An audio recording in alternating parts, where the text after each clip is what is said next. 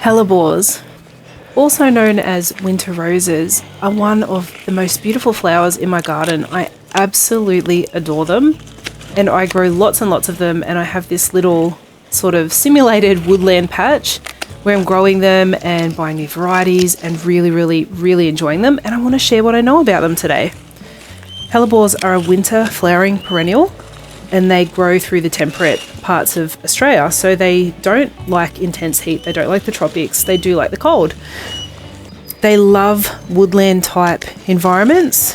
So think of an area under a big deciduous tree. It's nice and beautiful and shady and sheltered from the sun and the heat in the summer. And then in the winter, it loses its leaves and it exposes the hellebore plants to some either direct sun or dappled light. And that's what they love.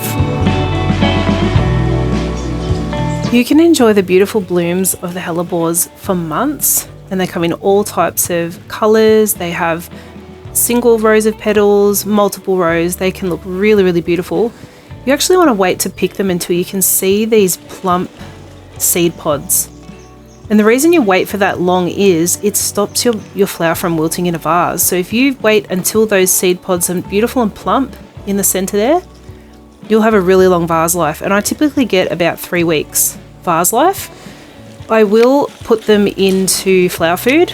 You can buy the satchels of flower food. Otherwise, just keep changing the water so the water stays nice and fresh.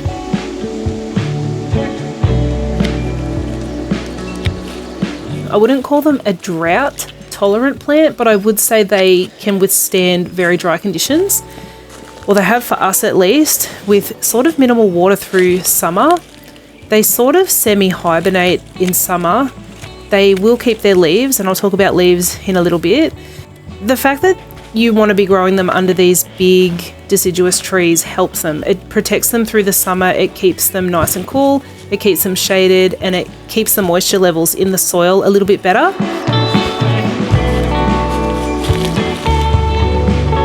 And what I wanted to say about the foliage is the leaves. Most hellebores will get their new growth in autumn or fall.